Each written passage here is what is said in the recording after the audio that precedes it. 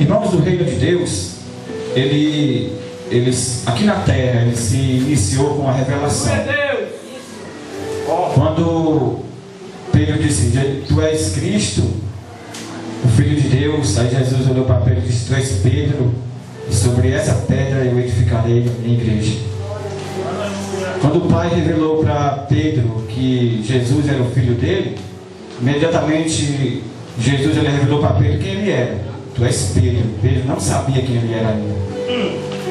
Enquanto se nós, irmãos, ainda não nos achamos no reino de Deus, não sabemos quem somos, não sabemos o que estamos fazendo, para que fomos chamados. Porque de uma certeza eu tenho, todos nós somos chamados com o propósito de Deus. Ele tem um propósito na minha e na sua vida. Na minha eu já sei qual é.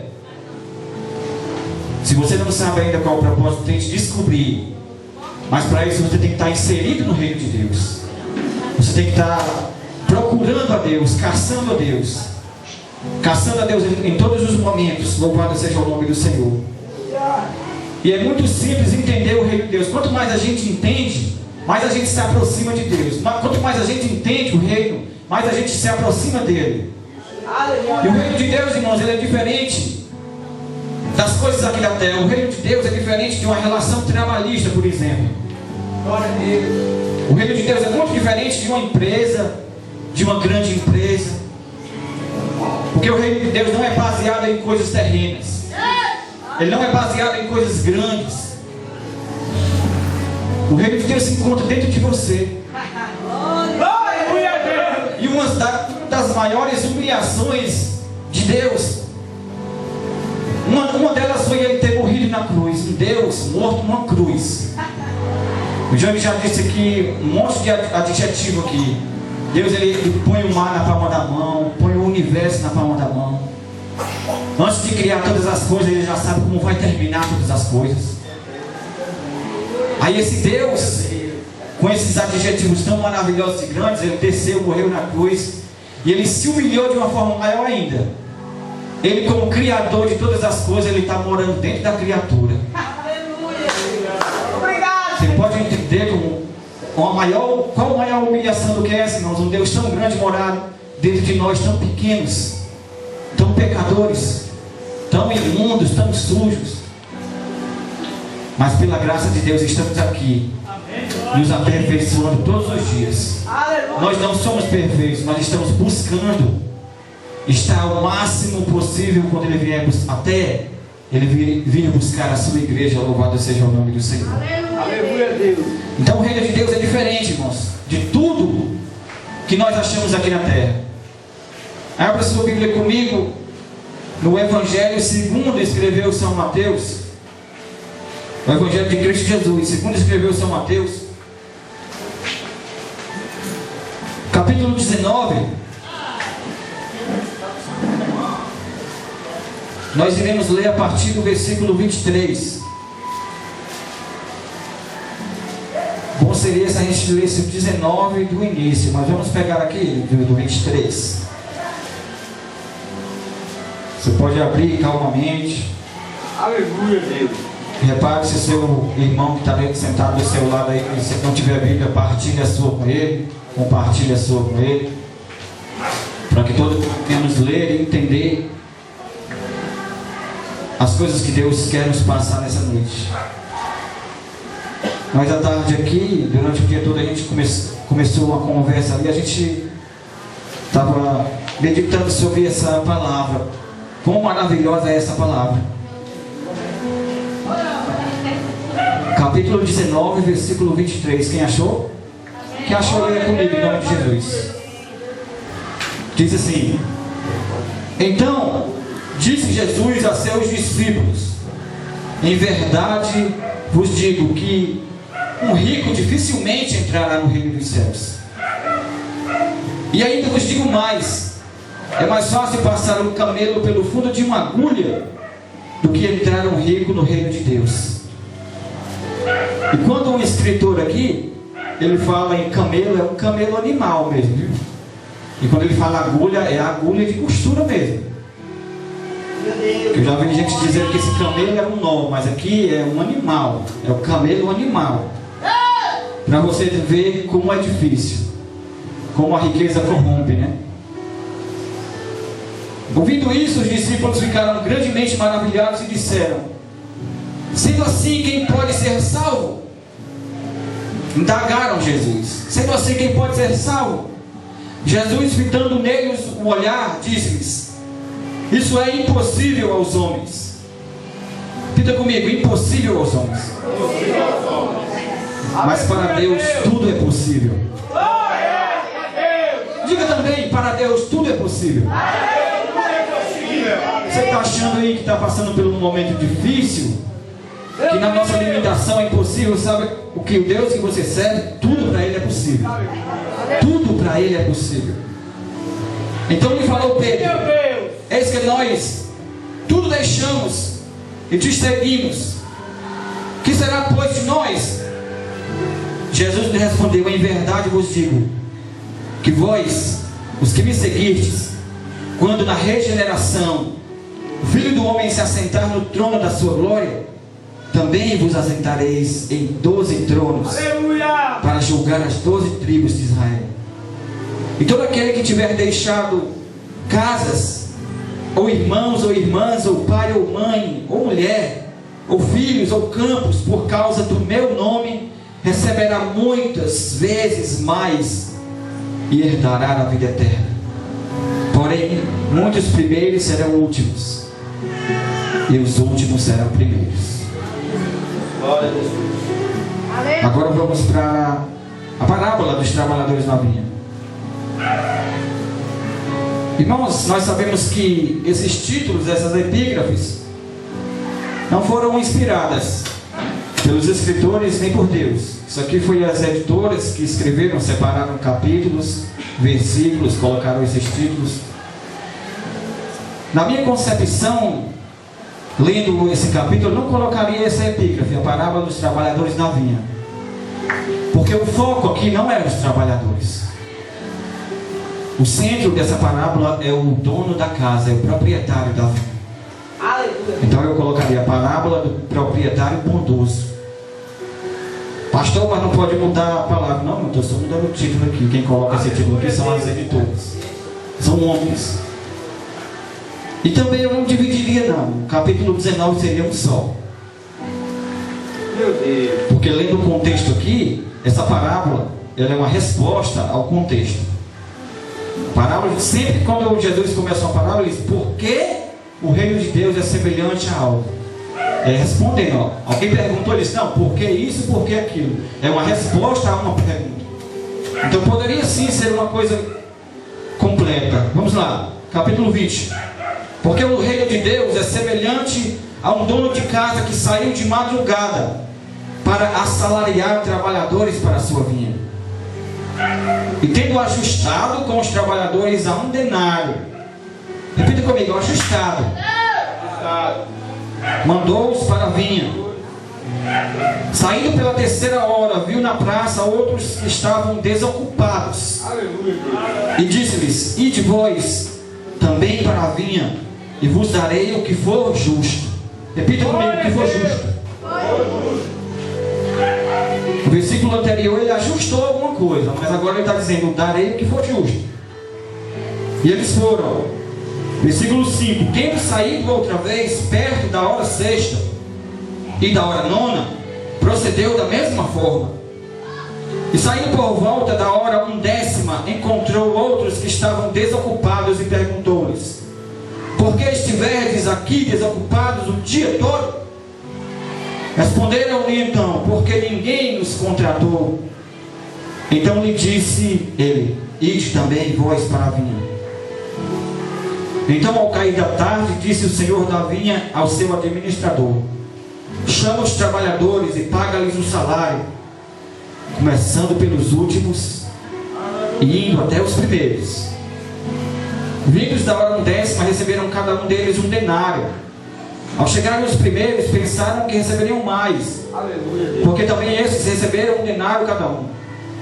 Mas tendo-o recebido, murmuravam contra o dono da casa, dizendo: esses últimos trabalharam apenas 1 hora, contudo os igualastes a nós, que suportamos a fadiga e o calor do dia. Mas o proprietário respondendo disse a um deles: amigo, não te faço injustiça. Não combinaste comigo um denário? Toma o que é teu e vai-te, pois quero dar a esse último tanto quanto a ti. Aleluia. Porventura não me é lícito fazer o que quero com o que é meu? Ou são maus os teus olhos porque eu sou bom? Assim os últimos serão os primeiros, e os primeiros serão os últimos, porque muitos serão chamados, mas poucos escolhidos. Aleluia, Deus. Irmãos, dando uma olhada bem rápida aqui no contexto dessa palavra, a gente vai observar que Jesus ele deixou a Galileia e ia para o território da Judéia, além do Jordão. E no meio desse trajeto, essa trajetória de Jesus, ele encontrou alguns fariseus pelo caminho. E como sempre, Jesus gostava de bater em fariseu. Jesus gostava de dar uma mãozadazinha na cara do fariseu. Aleluia. Jesus açoitou alguns, falando a respeito do casamento, do divórcio. Também no meio do caminho, Jesus abençoou algumas crianças. Por falar em crianças, irmãos, a partir de um certo momento da nossa vida, nós temos que priorizar as crianças. Que a palavra diz que delas é o reino dos céus, né? Então, é o que nós estamos fazendo aqui na congregação. A gente, a partir de um momento, foi apertado um botão e a gente vamos valorizar nossas crianças aqui na congregação. Aleluia. Glória a Deus. Porque um dia, alguns aqui estavam sentados lá na salinha e hoje estão aqui trabalhando para o Senhor. E nós não somos eternos, nós iremos passar. Daqui a pouco estaremos jubilados, ou alguns enterrados aí. E são eles que irão dar continuidade. Então Jesus fez o que? Abençoou as crianças. Discípulos disseram: Senhor, as crianças estão te atrapalhando. Vamos. Jesus disse: não. Vocês estão enganados quanto às criancinhas. Delas é o reino dos céus. Nós temos que nos igualar a elas. Nós temos que nos igualar a elas, para que possamos entrar no reino de Deus. Mas por quê? Porque criança é sinceridade. Criança, quando ele gosta, ele gosta. Quando não gosta, não gosta. Criança não mente. Criança se expressa verdadeiramente. E nós sabemos que o mentiroso, ele não entrará no reino de Deus. E além do mais, o mentiroso, você sabe quem é o pai dele? Eu não preciso lhe contar quem é. Então, depois de abençoar algumas crianças, Jesus encontrou um homem também no meio do caminho. Esse homem, diz a palavra de Deus, que ele era rico. E ainda mais, ele obedecia todos os mandamentos. Quando ele foi indagado a respeito disso, ele disse: Senhor, desde criança, desde a minha mocidade, eu tenho guardado os teus mandamentos. Eu tenho feito tudo direitinho. Mas aí Jesus, como conhecia todas as coisas, conhece o coração do homem, Jesus conhece o nosso interior, louvado seja o nome do Senhor. Nós não podemos esconder nada de Deus, nem fora nem dentro da gente. Aleluia, Deus. Porque fora ele habita, e dentro também ele habita. Nós não temos como esconder nada de Deus. Você pode esconder do homem, esconder do pai, esconder da mãe, esconder dos líderes, mas de Deus você não pode esconder. Então, Jesus conversando ali com aquele homem disse: olha, então faz o seguinte, você vai vender tudo que tens e vem me seguir.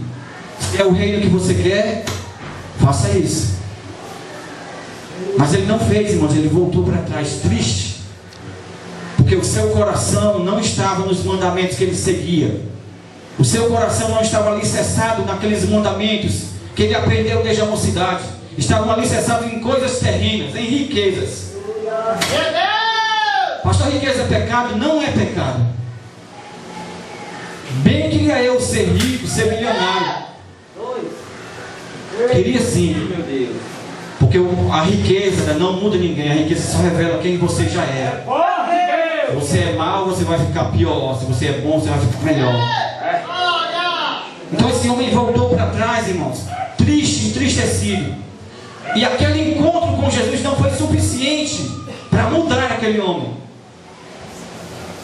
Porque Alguns encontros na Bíblia, nós vamos ver que as pessoas não mudaram a se encontrar com Jesus. Por quê? Porque não quiseram mudar. Não depende só de Cristo. Cristo quer salvar todo mundo. Ele quer salvar todo mundo.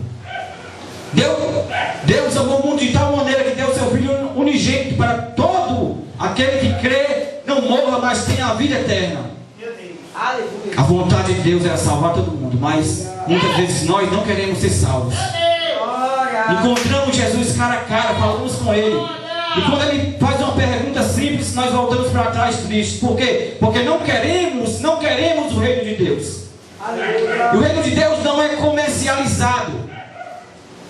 O reino de Deus não é comercializado, não é industrializado, não é para quem tem dinheiro, não é para quem tem status, não. É para todos que querem servi-lo, querem segui-lo. Aleluia. Então Jesus se encontrou com esse homem, e ele, mesmo sendo rico, mesmo obedecendo a lei, voltou para trás entristecido, porque tinha muitas propriedades, diz a palavra. Esse homem era rico, tinha muitas propriedades, por isso rejeitou seguir Jesus. Mas se eu lhe disser uma coisa nessa noite, você não vai ficar chateado comigo, não? Tem gente que não tem nada, mas mesmo assim não quer seguir Jesus. Não tem nada para deixar para trás, meu Deus, e não quer seguir Jesus. É desse jeito. Aleluia, Deus. Meu Deus. Aí Jesus fala para os discípulos a respeito da dificuldade de quem tem, não de quem é rico, mas de quem tem algo guardado no coração, a dificuldade que ele tem de entrar no reino.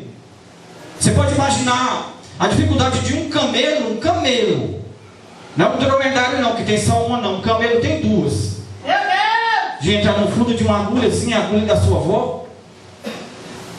Imagine aí, essa dificuldade de quem guarda alguma coisa no coração.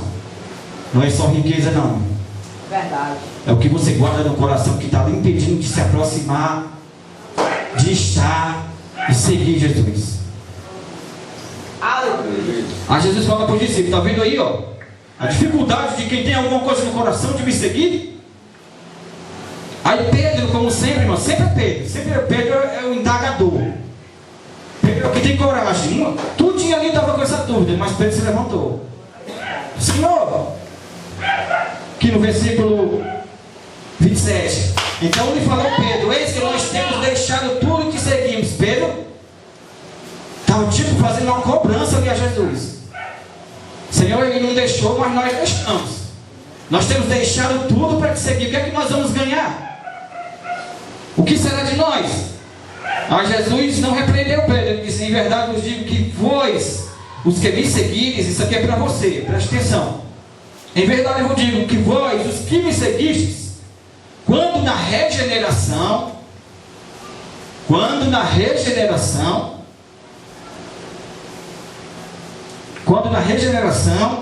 o Filho do Homem se assentar no trono da sua glória, também vos assentareis em 12 tronos para julgar as tribos de Israel. E todo aquele que estiver deixado casas ou irmãos, receberão bens, muitas vezes mais, e herdará a vida eterna. Porém, muitos primeiros serão últimos, e os últimos serão primeiros. Focar aqui na pergunta de Pedro. Pedro disse, Senhor, pois que será de nós? Por que Pedro disse isso? Que será de nós?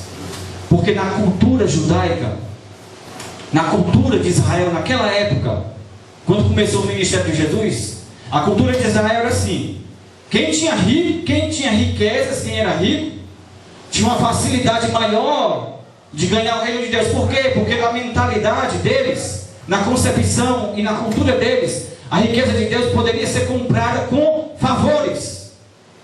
Ah, se eu ajudar a viúva, eu tenho o reino de Deus. Se eu ajudar o pobre, eu tenho o reino de Deus. Então quem era rico tinha mais condições de ajudar, e assim mais condição de entrar no reino de Deus. Por isso que Pedro faz a pergunta: o que será de nós? Porque na cabeça de Pedro, o jovem rico era o cara. Era rico, guardava os mandamentos desde a mocidade. E Pedro, quando viu aquilo ali, disse: Senhor, o que será de mim que não tenho nada, eu tinha uma rede velha e deixei ela atrás. Meu Deus. Aquele homem ele tinha tudo, ele pode comprar, mas agora o Senhor diz que é quase impossível ele entrar no reino de Deus. Então o que será de mim? O reino de Deus não pode comprar, não é comercializado. Aí Jesus disse para Pedro: calma, Pedro, não é assim, do jeito que tu está pensando. Não se compra, não se barganha, não parcela a entrada no reino de Deus como nós vemos por aí. Aleluia. Os irmãos estão compreendendo bem. Glória a Deus. Aí ele diz: Pedro, se preocupe não, que o que é de vocês está guardado lá. Tem 12 cadeiras lá, esperando vocês. E vocês vão sentar junto comigo e julgar as nações. Aí Deus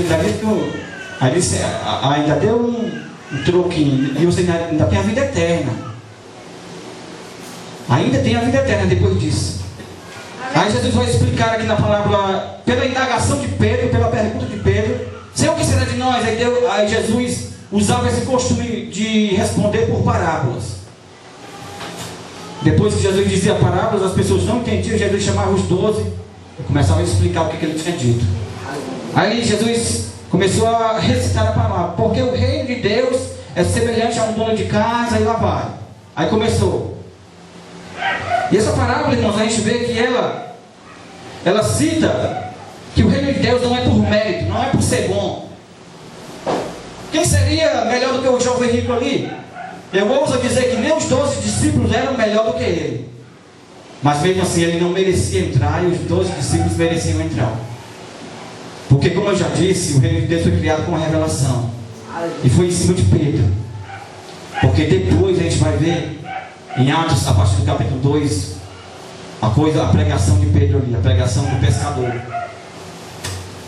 Pedro não era eloquente, irmãos. Pedro não falava bem, mas ele tinha o necessário dentro dele, que era o Espírito Santo. Aleluia, Deus. Nenhum falatório humano, nenhuma pregação, nenhum pregador mais ungido, ele vai conseguir converter ninguém, se o Espírito Santo assim não quiser fazer. Então não depende de pastores, de ninguém, não depende de você querer aceitar e o Espírito Santo habitar dentro de você. Aleluia. Aí Jesus começa. E essa parábola, irmãos, ela é interessante. Ela tem uma divisão. Ela é dividida em 3 seções. Tem a parte da contratação, que o proprietário sai a contratar, e se a gente observar na parábola, ele sai de madrugada. E tem a parte também do pagamento. E a última parte, que é a parte onde os trabalhadores vão reclamar, vão indagar pelo acontecido ali naquele lugar. Então a gente pode ver aqui, irmãos, que tem bastante surpresa nessa parábola. É uma parábola de bastante surpresa. E uma das coisas interessantes aqui é que o proprietário, o dono da vinha, o dono da casa, o que é que ele faz? Ele sai de madrugada. Não era obrigação do dono da casa, do dono da vinha sair para procurar o trabalhador. Para isso ele tinha um administrador. Ele poderia muito bem de madrugada estar dormindo o seu sono, acordar às 9 horas e estar tranquilão dentro de casa, mas ele resolveu ir atrás. E é por isso que eu trocaria a epígrafe dessa parábola. Ao invés de parábola do trabalhador na vinha, eu colocava a parábola do dono da vinha bondoso. Porque esse dono da vinha aqui é o centro, mas ele representa Deus. Ele representa Jesus. O que Jesus fez? Ele não tinha obrigação de descer do seu trono de glória, irmãos, e ser humilhado aqui na terra, não. Mas mesmo assim ele desceu, ele veio procurar a mim e a você. A mim e a você ele já encontrou, mas ele está aí também procurando os que estão perdidos na praça ainda. Aleluia, Deus. Talvez eu e você sejamos esses trabalhadores aqui, não os da madrugada, porque os da madrugada ele fez um contrato, não foi isso que a palavra disse? Ele fez um contrato com os da madrugada. Por quê? Porque o dono da vinha simbolizava Jesus, e os primeiros trabalhadores simbolizavam Israel. Com Israel Jesus fez um contrato, era o povo dele, era o povo que ele veio resgatar Israel. Aleluia. Aí disse: vocês, eu faço um contrato. Vamos trabalhar um dia por um denário. O justo da época, um dia de trabalho era um denário. Um denário era o suficiente para um pai de família alimentar a sua família por um dia. Então era o pagamento justo. E foi esse contrato que o proprietário, o dono da vinha, fez com os primeiros trabalhadores. Foi lá de madrugada, eles estavam lá. Fez o contrato de um denário por dia com eles e arrastou para a vinha. Veio trabalhar. Mas a importância na cabeça daquele proprietário não era a vinha. Porque o costume de Israel na época era pegar os melhores trabalhadores. Se nós aplicarmos aqui, fazermos uma analogia para o nosso tempo, quais são os melhores trabalhadores? Aqueles que estão bem cedinho nas portas das empresas entregando currículo. Meu Deus. Aqueles que acordam cedo, pegam a sua bicicletinha e vai trabalhar, são os melhores trabalhadores. Aleluia, Deus. Se um dono de uma empresa perceber que tem um cara entregando currículo de madrugada e outro que acorda 10 horas e vai, qual é o que ele vai escolher, irmão? E vai escolher aquele que está com mais vontade de trabalhar. Aquele que foi deixar de madrugada o currículo. Aleluia, Deus. Então a importância na cabeça do proprietário da vinha não era a vinha. Eram os trabalhadores. E de novo, depois da contratação, de ter contratado os melhores trabalhadores, o proprietário saiu novamente. Às 9 horas da manhã ele resolveu sair e foi de novo na praça. E quando ele chegou lá, observou que tinham pessoas lá também esperando ser contratadas, porque o costume da época em Israel era esse. Se você quisesse trabalho, você ia para a praça, porque ia chegar alguém lá procurando trabalhadores. Quem é que já foi no interior? O interiorzinho do Ceará? Se você observar lá, ainda é do mesmo jeito. Você vai na praça lá tem um bocado desocupado lá. E aí, irmão, vamos lá em casa fazer um trabalho na hora. Bota dentro do carro e vai. Esse é o mesmo costume lá em Israel. As pessoas que queriam emprego, que estavam necessitadas de um denário, estavam lá na praça, porque sabiam que ia chegar alguém. E esse proprietário voltou às 9 horas e lá tinha mais trabalhadores e contratou. Trouxe para a vinha. Foi de novo às 12 horas do dia. Contratou mais. E com esse disse, olha, a conversa do proprietário com o trabalhador era uma. Agora já não era acordado mais um denário por dia. Era essa. Bora que eu te dou um pagamento justo. Na cabeça do trabalhador, ele fazia logo a conta. Se eu vou 9 horas, divide um denário aí, vai ser um terço de denário. Tá bom, melhor do que nada.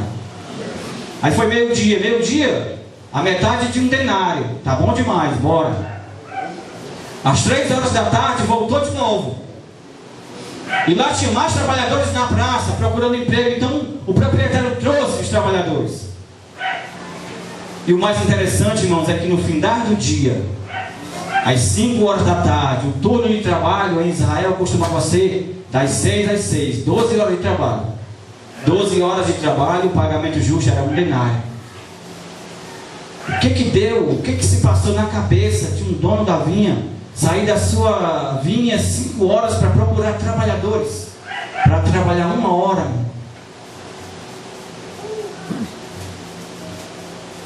Mas assim foi feito.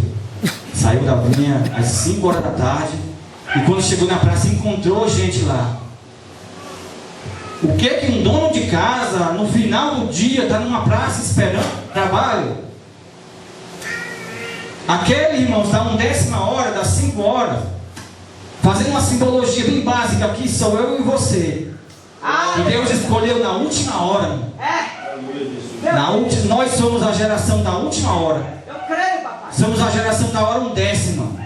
Faltando 1 hora para terminar o dia, Jesus veio e disse, vamos trabalhar, vamos para a vinha, que eu quero é você. Ninguém quis. Glória a Deus. Porque não era só um dono de vinha que ia na praça procurar, não, eram vários. Mas ninguém quis. Eles estavam lá provavelmente desde do meio-dia ou das 9 horas, mas ninguém quis.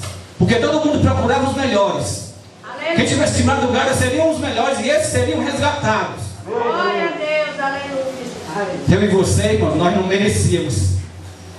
Por isso que ele vai dizer no final: No final do versículo 19 ele diz: porém muitos primeiros serão últimos e os últimos serão primeiros. Porque muitos que foram chamados primeiros, irmão, na hora do pagamento, eles vão chiar. Meu Deus. Aleluia. Rapaz, eu merecia mais, eu trabalhei mais, eu fiz mais, eu me fatiguei. Eita, Jesus. Eu recebi o calor do sol e agora eu estou recebendo a mesma coisa daquele cara que não fez nada. Eita. Meu Deus. Eu e você somos a geração da última hora. Aleluia. E eu já vi interpretações aqui dessa parábola que diziam que o denário era a salvação, era o pagamento da salvação.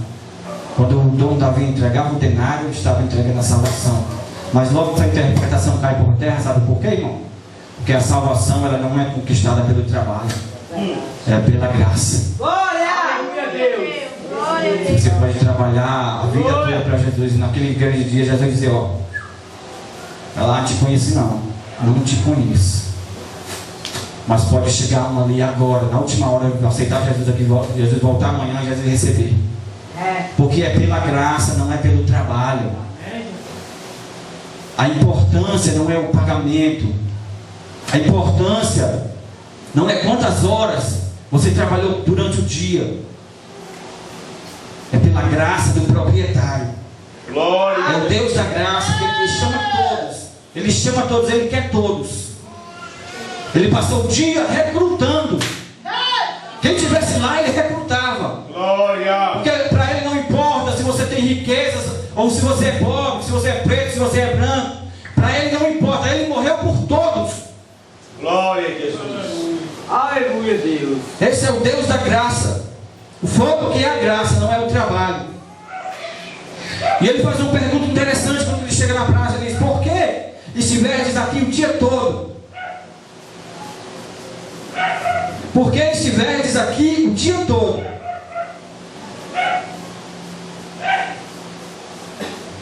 Vai responder: porque ninguém nos quisestes. Porque ninguém nos quisestes. Já falou aqui que tinha um jovem que tinha recebido uma palavra pesada da mãe, né? E quantos de nós, irmão, já recebemos palavras pesadas? Desse jeito aqui. Alguém chegou para você um dia e disse: você não é importante não. O que tu está fazendo ali? Vai fazer o que tu não sabe de nada, tu não sabe ler, não sabe escrever. Aleluia. Você não vai somar, você não serve para nada. Deixa eu dizer uma coisa, irmãos, o Deus da graça, Ele escolhe todos. Aleluia. Ele não tem a nossa visão. Ele não tem. O reino de Deus não é aparência. Não é aparência, não é com olhos humanos que nós fazemos o reino de Deus crescer. Não, Deus olha você, Ele não vê o exterior, Ele vê o interior, Ele olha logo para o coração. Glória a Deus. Esse cara tem um coração bom, esse cara gosta de ajudar, esse cara vai amar, Glória a Deus. esse cara vai ser útil na obra. Porque a nossa visão, quando eu digo nossa, irmãos, não é nós aqui, é a igreja no geral, contextualizada no geral. Quando nós olhamos com uma visão superficial. Nós olhamos de baixo assim, não. E se nós formos observar, quanto mais nós chegamos perto de Deus, mais nós vamos perdendo essa visão natural. Aleluia. Quanto mais nós nos aproximamos de Deus, mais nós tiramos o foco das coisas e dos cargos, dos títulos. Eu falei, vou repetir aqui. O apóstolo Paulo, quando ele escreveu Gálatas, a primeira epístola de Paulo, talvez no ímpeto de escrever, ele brigou pelo cargo de apóstolo. Se os 11 lá, eles estão sendo chamados apóstolos, eu também recebi esse cargo, ele brigando pelo título. Mas quando ele escreve em 1 e 2 Coríntios, ele vai dizer que não é mais digno de ser apóstolo. Eu não sou digno de ser chamado apóstolo. Veja que quanto mais ele se aproxima de Deus, mais vai mudando o pensamento. Mas ele vai retirando dele os títulos, os cargos. Isso aqui não importa. Isso aqui não importa. É forte, Jesus. E perto da morte ele vai dizer: Senhor, eu não sou digno nem de ser salvo. Imagine de ser chamado apóstolo. Então, irmãos, as coisas materiais e naturais não são importantes na nossa vida. Quantas pessoas apontaram o dedo para você e disseram: irmão, não vai dar certo isso aí não. Esse negócio de ser crente. Eu me lembro que na época da minha conversão, os pessoal chegaram para mim e disseram: rapaz, tu vai perder amigos, vai perder coisas aí boas. Mas o problema é nós não darmos ouvidos a essas coisas. Aleluia. E na terceira sessão da parábola, na última parte da parábola, a gente vê o momento da murmuração no versículo 13 do capítulo 20. Quando ele diz: mas o proprietário respondendo, disse a um deles: amigo, não te faça injustiça, porque não combinaste comigo um denário. E no versículo 12 ele disseram: os últimos trabalhadores apenas trabalharam 1 hora, contudo os igualastes a nós. Perceba aí a arrogância deles. Igualaste, não é nos igualaste a eles, é igualaste eles a nós, como se eles fossem superiores a outros trabalhadores. Deus da glória. É desse jeito. E o argumento deles foram: mas nós nos fadigamos com o calor do dia, nós trabalhamos 12 horas no sol suando, para receber o mesmo pagamento dos que trabalharam só 1 hora. E eu imagino, irmãos, que na hora do pagamento o proprietário disse assim: olha, começa pelo último. Ele poderia muito bem ter evitado essa contendazinha aqui, se pagasse os primeiros, né? Os primeiros receberiam os pagamentos, um denário, e embora, e eles não teriam visto quando os últimos seriam pagos. Então tinha acessado isso aí, mas não, ele disse: olha, ele falou para o administrador: comece pelos últimos. Meu Deus. Quando o último recebeu, o que trabalhou 1 hora, recebeu um denário, o que trabalhou 12, abriu o sorrisão. É a 12. Rapaz, eu vou receber 12, hoje eu matei a pau aqui, vou receber 12 denários, vou ficar 12 dias charlando dentro de casa. Deus. Aleluia. Mas aí começou o pagamento, aí os que trabalharam às 3 horas receberam também, aí as contas já mudaram. Ixi, meu irmão, agora é só 6. E quando do meio-dia receberam também, agora é só 3. Aí o semblante foi caindo, foi batendo a tristeza. O sorriso foi se transformando em rancor, em raiva. E quando chegou no pagamento deles, quando receberam um denário, murmuraram, dizendo: esse patrão aí mesmo não sabe negociar não sabe trabalhar não. Aleluia, Deus. Eu no meu lugar, eu teria feito justiça. Aí o proprietário, ouvindo isso, disse: mas eu não fiz injustiça. Por quê? Por que não foi injustiça? Porque quando eu fui convocar vocês na praça, eu não firmei um acordo. Vamos trabalhar que é 1 denário por dia, e eu não cumpri esse acordo. Então não há injustiça aí. O acordo foi cumprido. Eu acordei 1 denário, eu estou pagando 1 denário, então sai daqui. Eu não cometi injustiça. Aí ele vai dizer mais, ele vai dizer assim: olha, eu faço o que quero como que é meu. Deus, ele faz o que quer como que é dele. Deus, ele dá a quem quer. Glória a Deus. Deus, ele usa quem quer. Sabe de uma coisa? Deus não tem lata de lixo para dizer: esse aqui eu não vou usar. Não, ele usa quem ele quer. Glória. Aleluia, Deus. Ele usa até o porteiro, que nessa noite é o Wilson. Ele usa. Meu Deus. Eu creio. Ele vai dizer: olha, eu faço o que quero como que é meu. Se você está achando ruim, você está dizendo o quê? Que eu não posso usar o que é meu em benefício de alguém? Eu senti de dar um denário para quem trabalhou 1 hora, eu dei.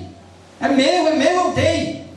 Então muitas vezes, irmãos, nós queremos ditar como Deus deve fazer. É desse jeito. Senhor, faça assim, faça desse jeito. Não, irmão, Deus faz do jeito que Ele quer. Aleluia. Faz do jeitinho que Ele quer. Verdade, Deus. No finalzinho da palavra ele vai dizer assim, ó: porventura, não me é lícito fazer o que eu quero com o que é meu? Ou são maus os teus olhos porque eu sou bom? Esse mal são os teus olhos, e não sabe o que é? É inveja. O proprietário está tratando de inveja. Fui buscar o significado disso aqui, e aqueles que receberam nada o dia todo, eles estavam com inveja daqueles que trabalharam 1 dia só.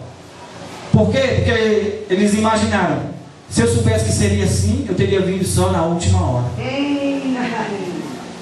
Meu Deus. Se eu soubesse que eu recebia a mesma coisa, eu teria vindo. Mas da próxima vez eu sei Eu vou rejeitar o proprietário. E quantas pessoas têm rejeitado o proprietário? Meu E Deus! na mente delas ela diz, não, hoje não, amanhã eu vou. Antes de Jesus voltar eu vou. Tem alguns mais antigos que dizem assim, não, eu pego pela perna. Eu pego pela perna e vou. Não é assim não, meu irmão. Aleluia. Não é assim. Meu Deus! Ele vai dizer, assim, os últimos serão primeiros e os primeiros serão últimos. Note que, no finalzinho do capítulo 19, ele diz, os primeiros serão últimos e os últimos primeiros. Aqui ele já inverte. Assim, os últimos serão primeiros e os primeiros serão últimos. Ele inverteu, irmãos, para confundir a cabeça daqueles homens. Porque, por mais que nós tentamos entender como Deus procede, não tente entender como procede as coisas de Deus. Apenas receba e faça do jeito que Ele quer. Aleluia! Ele inverte ali a situação. Ele deixou todo mundo boladão da cabeça. O que ele quis dizer com isso aqui? Ele quis dizer assim: não importa a hora. Se você foi salvo primeiro, como foi o povo de Israel, ele veio para o povo de Israel e acordou um contrato com eles. Eu vim para o meu povo. Só que depois ele vai dizer, o meu povo não me recebeu. Então ele expandiu essa graça até nós aqui nessa noite. Aleluia, Deus. O povo de Israel são os trabalhadores que chegaram de madrugada e nós somos os da 1ª hora. Glória! Então, meu filho, nessa noite receba o seu denário com alegria. Receba aquilo que Deus te dá com alegria. Se foi um dom, receba e faça dele brotar do seu espírito aquilo que Deus quer para você. Se Deus lhe deu algo para você ajudar alguém, irmãos, ajude. Multiplique o que Deus lhe deu. A gente nota que nos últimos tempos na igreja tem pessoas, irmãos, esbarrotando santidade, quando a gente devia estar compartilhando essa santidade. Aleluia, Deus! Porque quando nós somos espirituais demais, Deus não pode agir. Porque o profeta profetizou que o Espírito viria sobre toda a carne. O Espírito viria sobre toda a carne. Eis que nos últimos dias enviarei o meu Espírito sobre toda a carne. Se você for espiritual demais, Ele não vai poder trabalhar na sua vida. Então, sejamos humildes. Recebemos aquilo que Ele nos quer nos dar. Não contendamos ou não murmuramos com a vontade de Deus. A vontade dele é dar algo a alguém que seja. Ficamos felizes com a bênção que o irmão recebeu. Mas sempre tem aquele que vai olhar com maus olhos e dizer: eu merecia mais, eu tenho mais tempo de igreja, eu tenho mais tempo de fé. Olha, esse tempo de fé não significa nada se você não usou ele para o propósito do reino, para o propósito do reino. Glória! Porque o reino de Deus é semelhante a um dono de casa que saiu de madrugada para procurar trabalhadores para a sua vinha. Olha aí! A vinha era Israel, mas agora a vinha é a igreja. Glória! Você outrora estava na praça, mas agora você está na vinha. E quem está na vinha tem que trabalhar. Quando você estava na praça, você estava, a Bíblia diz, a palavra diz, quando você estava na praça, você estava descansado. Glória a Deus! Aleluia! Você estava descansado, mas a partir do momento que o proprietário foi e contratou e levou, ele disse: olha, vamos trabalhar, porque o pagamento vai ser justo. O seu pagamento vai ser justo. Glória! Quando Pedro indagou, Jesus disse: olha, Pedro, teu pagamento vai ser assentar comigo, julgar as 12 nações, e aí tu vai receber a vida eterna, macho. A vida eterna, macho. O teu salário é a vida eterna. Aleluia! O teu denário é a vida eterna. Glória! Se isso não for o suficiente, eu não sei mais o que dizer nessa noite. Quem tem a vida eterna, levante a mão e aplaude o nome do Senhor. Glória a Deus.